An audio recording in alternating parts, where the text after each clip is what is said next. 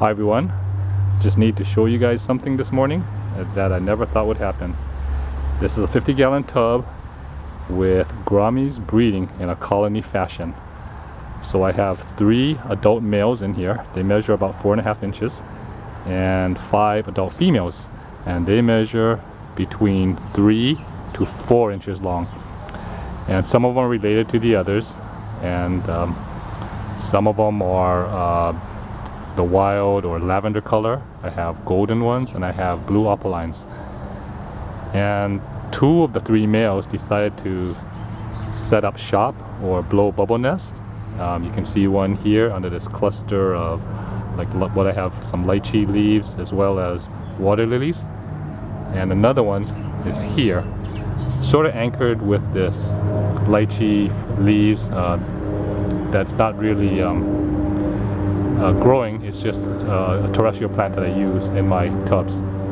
You also see some baby Gouramis. Not sure if you can quite make it out, but there's these black specks, maybe against the light underside of the lychee leaves. I'll just try to get in as close as I can.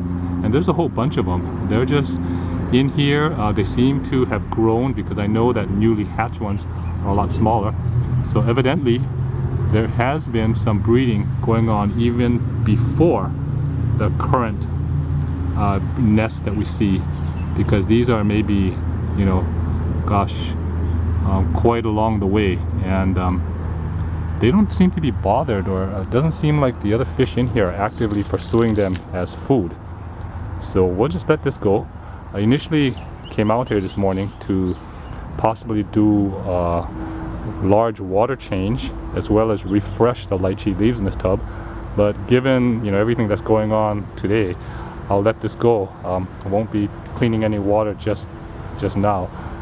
I would like to, but I think I want to just let this go, see if some of these Gourami fry develop. And I never thought it would be possible to breed Gouramis in a colony fashion like this. This is definitely not a peaceful tank. We've got these 2 males, really defending their territory. So whenever other fish swim by, they're actively, chasing them out. But luckily, the aggression is dispersed because I have a number of females in here and the non-breeding male. Actually, the non-breeding male is the blue opaline male, who is the father of the 2 lavender 3-spot males that have set up these nests. And so nobody seems to be getting really badly beaten up or anything. There's enough hiding space, and again, I think the most important factor is that the aggression is dispersed among a bunch of other fish. Some interesting things to note is I also have 3 Bettas in here, and the Bettas, even though they're less than half as long as the large male Gouramis, the large male Gouramis, even in their breeding state, defending their nest, becoming ultra territorial, they don't seem to push their weight around on the Bettas. The Bettas, especially the male Betta, this blue marble one here, he'll basically just turn around, flare back, and chase out the much larger Gourami, even in a breeding state. I find that interesting. And the female Bettas also seem to hold their own against even a large, aggressive male Gourami. So I'm not sure if that's true of all Bettas, because Bettas definitely have their own personalities, but definitely in this tub, I actually do not fear for the safety of my Bettas. There's the male Betta again. Hope you can make him out with the reflection of the water surface. And yeah, he's just basically, he goes wherever he wants in this tub. And of course, he's not such a unruly fish in here that it seems to make the breeding for the Gouramis unsuccessful.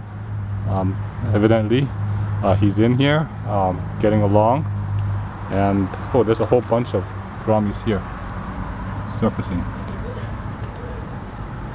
The other thing to note that, as you can see, some remnants of some flaked fish food that I put in here. The breeding males, they also ate their share of food this morning. So this sort of throws a lot of things that I had previously known as maybe a little bit untruthful in the past where you don't feed breeding gouramis at all, because it seems like, yeah, they were hungry and they ate, and they're still defending their nest. I have live fry in here. Here's another one right here. So hopefully you can make it out.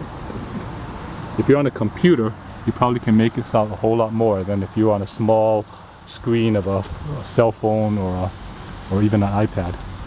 I'll try to put some of the sunlight lit leaves behind the fry, like right here, right under the water surface. There we go. Right there. So there's a bunch of gourami fry in here. So that's it for today. The events of this tub. Here's a close-up of the nest. Thanks for watching.